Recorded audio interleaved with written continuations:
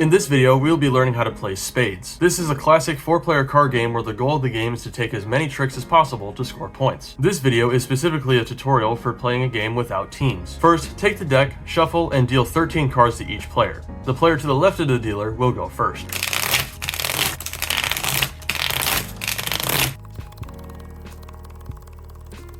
When you're done dealing, there should be no cards left in your hand as each player got 13 cards. To play the game, the first player lays down a card from their hand. Let's say I play an Ace of Hearts. This Ace of Hearts now determines what the leading suit is. The leading suit in this case being Hearts. If it is your turn and you have a card that is the same suit as the leading suit, you must play that card. So in the second player's case, if they have a heart, they must play it. You win the round and take a trick by having the highest card of the leading suit, or if you have the highest spade on the board, which we'll go over in just a minute. So player 2 looks at their hand and sees that they only have one heart, which is this Jack of Hearts. They must play that Jack now because hearts are the leading suit. This process continues for our last two players. Let's say this player plays a 4 of hearts, and let's say player 4 plays a 6 of hearts. Now that everybody has played a card, the player with the highest card of the leading suit would then win the round. Ace is high in this game, so this Ace of Hearts would win the round. The player who played the Ace of Hearts would then take the 4 cards, put them face down neatly in a pile next to them, like so. This is one trick. And before the game, each player will guess how many tricks they'll take, with a maximum of 13 tricks, one for each round. Your goal as a guesser is to get the amount of tricks you're going to get exactly right. This will get you the most points and the least amount of bags, which we'll go over in just a minute. Before the game begins, each player will guess how many tricks they'll take. This hand is okay. It has multiple kings and multiple aces, but not many very high spades.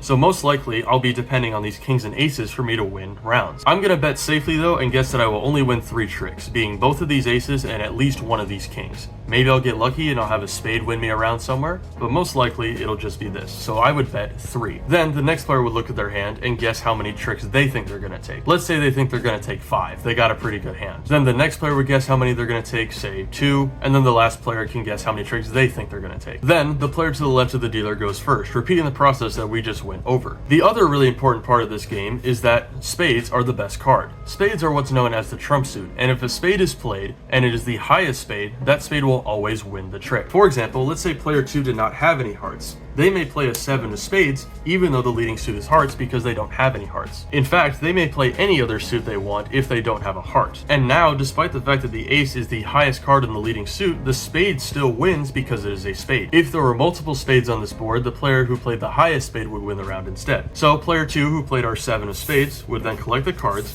put them in a pile face down next to them, and win the trick. This process continues until all 13 rounds are done. When the rounds are done, if you got at least as many tricks as you said you were going to get, you'll get 10 points for each trick. And if you get more than the amount of tricks you thought you were going to get, say you got 4 tricks and you only predicted that you would get 3, you would then get 31 points. 30 for each trick that you predicted to take, and 1 extra point for the extra trick you took. Now, it's important to be careful about taking extra tricks. If you take 10 extra tricks, you lose 100 points. So you need to be pretty precise in how many tricks you think you're taking. Also, if you do not take as many tricks as you predicted that you were going to take, you will score 0 points for the round and get nothing. There is also one more rule that is not in the official rules, but I have always played with that I think is pretty interesting. Whenever you are betting how many tricks you think you're going to take, you may decide to look at your hand and predict that you will take 0 tricks. This is called a nil hand, and if you successfully take 0 tricks by the end of the round, you will score 100 points. And if you want to make it extra spicy, when you receive your hand, you may choose to not look at it and predict that you'll get nil without looking at your hand. If you do this and successfully take 0 tricks, you will earn 200 points. But be careful, if the ace of spades is in your hand, you are guaranteed to take 1 trick. So there's about a 25% chance that you will automatically fail a blind nil. The first player to score 500 points wins the game. Thanks for watching this tutorial. If you liked it, be sure to leave a like or subscribe to this channel, and I'll see you in the next video.